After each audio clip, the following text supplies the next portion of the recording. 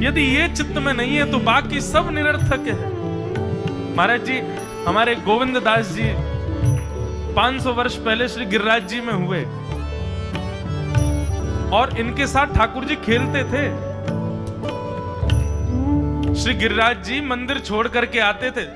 हमारे यहाँ ब्रज में आज भी नियम है कि दोपहर में 12 बजे ठाकुर जी का मंदिर बंद हो जाते हैं सब जगह। 12-1 बजे सारे मंदिर बंद हो जाएंगे वृंदावन में। ठाकुर जी सोते नहीं है, ठाकुर जी गैया चराने जाते हैं। वृंदावन में तो बनचारी है ना ठाकुर जी, इसलिए गैया चराने गए ठाकुर जी। और वही बीच का जो समय है 12 बजे से लेकर के 4-5 बजे तक का, वृंदावन में श्री कृष्ण का अनुभव 2 समय में हो सकता है। या तो 12:30-1 बजे से लेकर के 4:30 बजे तक, या फिर रात्रि 10 बजे से लेकर के सुबह 6 बजे तक। या तो पूरी रात्रि आपको श्री कृष्ण अनुग्रह करा सकते हैं, या ये दोपहर का समय जो वन चारण के लिए ठाकुर जी जाते हैं। तो गोविंद दास जी, गोविंद स्वामी जी प्रत्यक्ष में देखने में तो गवैया हैं। रोको, एक लीला सुनाए फिर गाएंगे आगे का पद।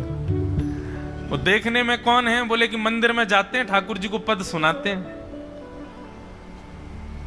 लेकिन उनकी अंतरंग इशारे चलते थे ठाकुर जी के साथ। जैसे ही गोविंद दास जी पद गाते थे, गुसाई जी श्रृंगार करते थे ठाकुर जी का, गोविंद दास जी पीछे खड़े खड़े पद गाते थे। तो जैसे ही गुसाई जी श्रृंगार करते करते थोड़ा श्रृंगार लेने के लिए नेक दूर जाते, ठाकुर जी ऐसे खड़े खड़े नीचे से एक मोती उठाते, मोती उठा के ये मारते टक के गोविंद दास के सिर पे। और जैसे ही गोविंद दास के सिर पे लगती, गोविंद दास कहते माने ना दारी की तो बताऊं, रुक जा। जैसे ही वो मोती लेकर के वापस गोविंद दास मारते, तब तक गुसाई जी वापस आ जाते। और गुसाई जी के आते ही वो मोती ठाकुर जी की जगह गुसाई जी में जाके लग जाता।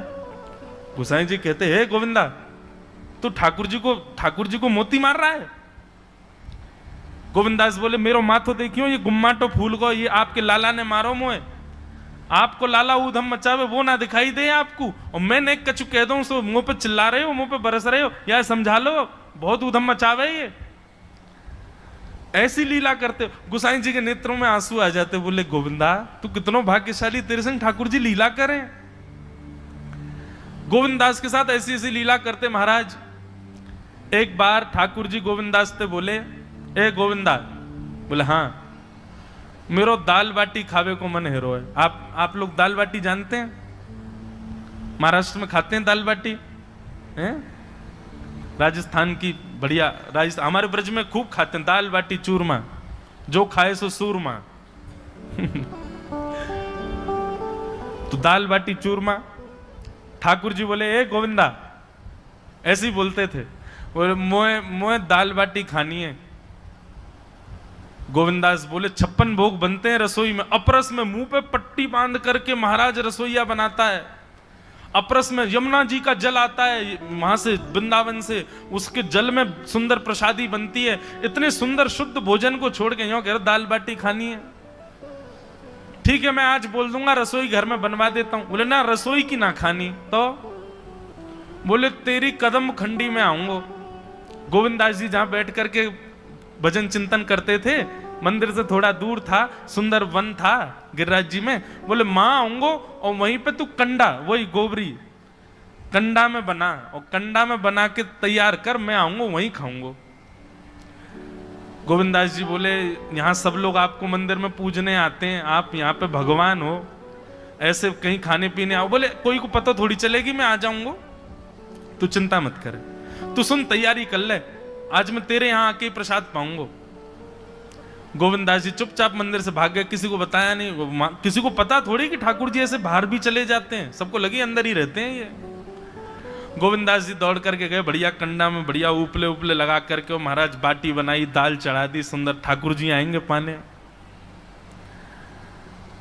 एक पंथ दो काज, ठाकुर जी को 2 लीलाएं एक साथ करनी थी। एक तो गोविंद दास के संग सुख लेना है, और एक झाड़ू लगाने वाला गिरिराज जी की तलहटी में झाड़ू लगाता था, उसको मंदिर में प्रवेश नहीं करने देते थे लोग।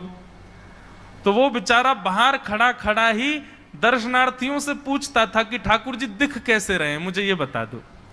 दर्शनार्थी आकर के बताते थे नीली ठाकुर जी ने बाघा पहना है, गले में मोतियों की माला है, मकराकृत कुंडल है, ऐसा टिपारा ठाकुर जी के सिर पर रखा है और ऐसा ठाकुर जी का श्रृंगार है।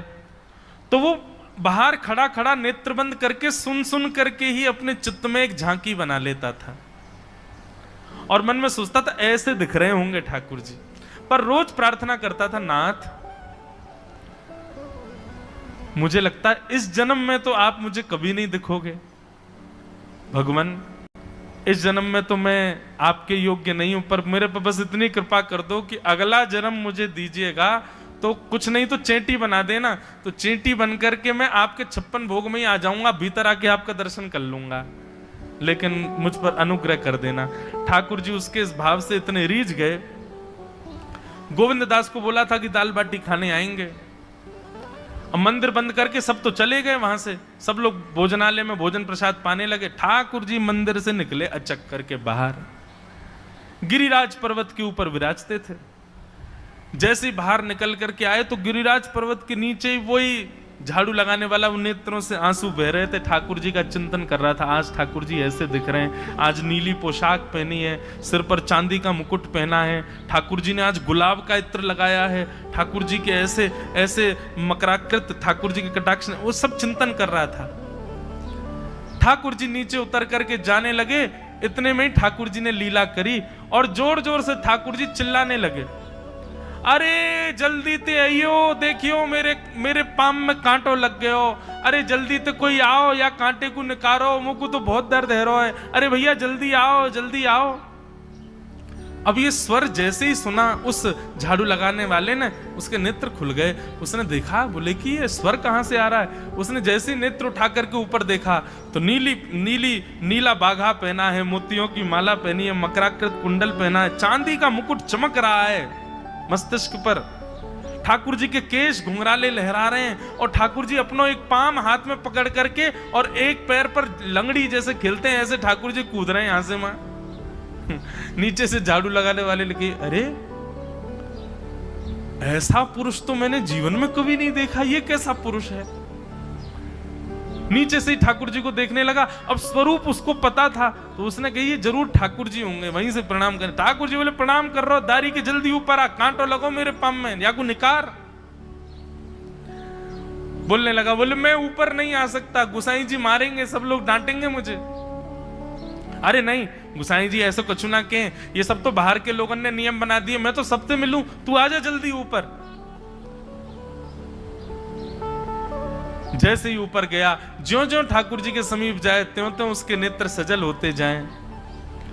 ठाकुर जी के बिल्कुल समीप पहुंच गया।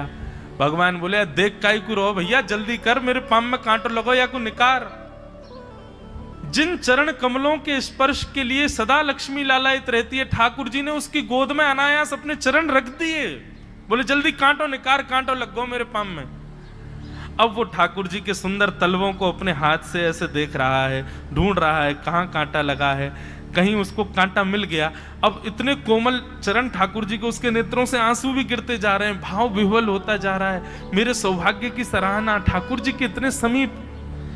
कांटा निकालने के लिए बार बार अपने अंगूठे से खींचे लेकिन कांटा नहीं निकले। ठाकुर जी बोले, अरे जे हाथ से ना निकलेगो। उसने पूछा कैसे निकलेगा? बोले अरे मेरो पाम पकड़ के अपने मुंह के पास ले जा और दांतन से निकाल, तब निकलेगा ये। आहा, कितनी कृपा की ठाकुर। कृपा की न होती जो आदत तुम्हारी, तो सूनी ही रहती अदालत तुम्हारी। जो दीनों के दिल में जगह तुम न पाते, तो किस दिल में होती हिफाजत तुम्हारी। कृपा की न होती जो आदत तुम्हारी, तो सूनी ही रहती अदालत तुम्हारी।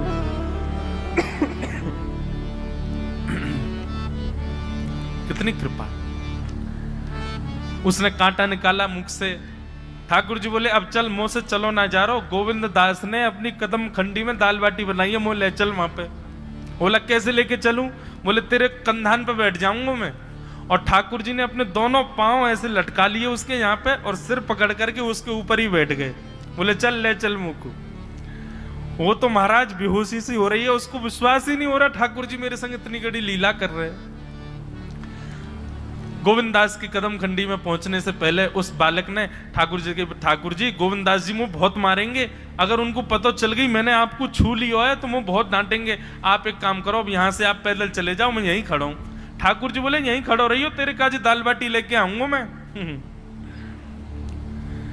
ठाकुर जी पहुंच गए गोविंद दास के पास। आहा, जो ठाकुर जी अचल दिखते हैं सबको मंदिर में, वो सचल दिखते हैं गोविंद दास को। कितनी बड़ी कृपा। गोविंद दास के यहाँ ठाकुर जी पहुंच गए और पहुंच करके ठाकुर जी बोले चल गोविंदा जल्दी खवा, मुझको तो बहुत जोर की भूख लगी है। गोविंद दास बोले हाँ हाँ बिराजो। सुंदर व्यवस्था कर दी। ठाकुर जी बैठ गए और बैठ करके सामने पत्तल पर महाराज बाटी रखी, दाल रखी, चूरमा रखी, चटनी रखी, सब बढ़िया सुंदर सजा दी। अब ठाकुर जी पा रहे हैं, प्रेम से पाते जा रहे हैं और पाते पाते बीच में कहे और ला, और जल्दी ला, भूख लग रही है मुझको। गोविंद दास बोले पहले इनको तो खा लो। अरे ना तू जाने ना है मंदिर में मेरो भूख कैसे लगे? थाली में 2 रोटी और ये सब्जी, इनते मेरो पेट थोड़ी भरे। मेरे सामने तो सबरी सामग्री धर दो, मेरो जो मन होगा मैं उठा उठा के पाते जाऊंगा। अरे गोविंदा जल्दी जल्दी लेके आ। अब गोविंद दास जी पीछे मुड़ करके बढ़िया सुंदर बाटी वाटी सेके। इतने में ठाकुर जी क्या करें, एक बाटी तो खा जाएं और दूसरी बाटी उठा के अपनी जेब में धरते जाएं। वो संग आयो वाके काजी लेके जानी है। अब तुम्हारा ठाकुर जी खाते जाएं भरते जाएं, खाते जाएं भरते जाएं। गोविंद दास बोलो ठाकुर जी ये तो मैं मानूं कि आपकी खुराक बहुत है, पर इतनी ज्यादा है ये मुझको विश्वास नहीं है रो है। क्यों हैं 56 बाटी खा गए हो अब तक आप? अरे कोई तुकना है, पेट है कि समुद्र है, कुआ है, कहा है आपको? ठाकुर जी बोले अच्छा दारी के ऐसे बोले, चलो जाऊंगा मैं। अरे नहीं जय आप तो पाओ। ठाकुर जी तो जेब में भरते जा रहे थे। अब ठाकुर जी का पेट भर गया। ठाकुर जी बोले चल भैया गोविंदा अब पेट भर गयो, नेक देर हम एक पेड़ के नीचे बैठ के नेक सुस्ताए लें, फिर बाकी बाद मंदिर में जाएंगे। 4 बजे मंदिर खुल जाएगा दर्शन देने। जैसे ही ठाकुर जी खड़े भये महाराज, सोई उनकी पीतांबरी फैल गई। पीतांबरी फैली। गोविंदास बोले जय ये बाटी खाए के आप इतनी जल्दी मोटे कैसे है गए? ये पेट आपको है तो सही, लेकिन ये इतना चौड़ो कैसे है गो? और पेट कोई खावे तो वो आगे की तरफ निकले, ये कोने में कैसे निकल रहा है? ये दोनों तरफ पेट बाहर कैसे आ रहा है आपको? ठाकुर जी बोले ना कछु ना कछु, नहीं दिखाओ। अब तो महाराज गोविंदास ने पकड़ के जैसे पकड़े तो अंदर से बाटी निकल आई। जे बाटी कौन के काजे भर के ले जा रहे हो? सही बताइयो लाला, कौन के काजे? कोई और सखा बना लियो तुमने मेरे अलावा? गोविंदास जी बाहर गए। बाहर जाकर के देखा तो एक वृक्ष के पीछे वो झाड़ू लगाने वाला बैठा था। अच्छा तो अब जे आपको सखा बन गए, जे आपको मित्र है गयो, या के काजे बाटी भर के ला रहे हो? ठाकुर जी कहे अच्छा अरे भैया ठीक है, अब तू सबंत कह मत दियो कि मैं या के संग आयो, या के संग खेलूं। अरे बेचारो बड़ो प्रेम करे मोते, ये भूखो बेचारो, मैंने सोची या के काजू बाटी ले चलूं।